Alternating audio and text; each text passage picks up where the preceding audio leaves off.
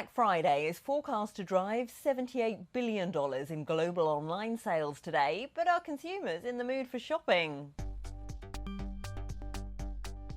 It's a critical Black Friday for retailers. Several sales forecasts have predicted this year's Christmas shopping season will be muted, with shoppers everywhere searching for discounts. Salesforce predicted 2.1% growth in spending by Americans. That's compared to 4% last year, as higher prices put consumers off, while in the UK, shoppers are digesting what the budget will mean for them. Anna MacDonald is an investment manager at Aubrey Capital Management.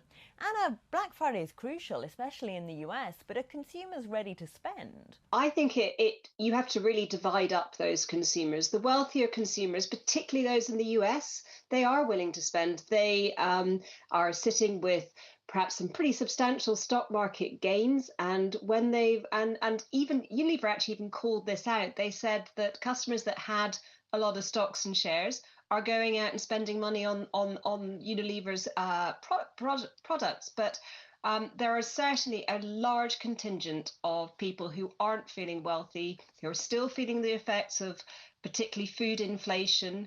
And you've got to remember those consumers in the US might have also suffered from, those poorer consumers might have also suffered from the government shutdown when there were disruptions to SNAP payments. So those things all mount up to mean that for some consumers, it's only the essentials they're really trying to buy or cheaper discretionary items.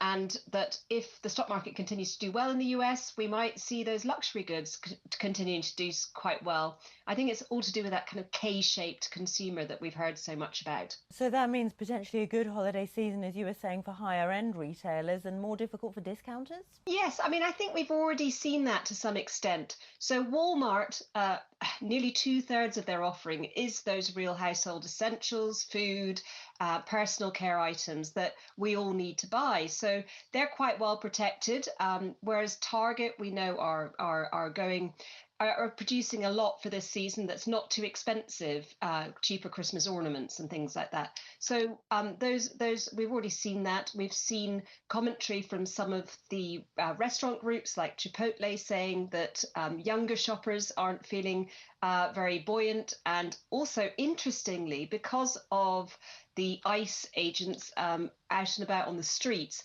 that the Latino population has become much more reticent about going out and that change the ways that they're socialising and spending. Well, here in the UK, consumers and the market are still digesting the budget, of course. But how healthy does the British shopper look going into this Christmas season? Well, I'm afraid it's not great. The CBI, in their latest survey, which was just early this week, said that retailers' sentiment had fallen at the fastest rate for 17 years, which, considering we had COVID in the middle of that, is quite something. And retail sales in October were really quite weak. They were down 1.1%, which was, I don't know, it was a bit of a shock, I think, actually, that. And we've seen some profit warnings in the sector. So what we've had is consumers worried about the upcoming budget. It was such a long-trailed budget. It was as late as it could possibly be. So consumers, we've seen that savings rates have really increased to over 10%, which means that we've had this real caution. They didn't know what kind of taxes they were going to have to pay. And so that might unlock a bit. And today, perhaps if people are feeling a bit more certain about things, they'll be happy to go and spend and try and find some Black Friday discounts. But it's not been a happy run up, and it's such an important quarter for retailers. This is where it's called the golden quarter. It's where they make their profit. So this is tough for them, and we'll see what happens when we get all those trading updates, which we get early in the new year from the big stalwarts like Next and Marks and Spencer's and the supermarkets and so on. That was Anna MacDonald of Aubrey Capital Management. Don't forget you can watch more videos on Reuters.com.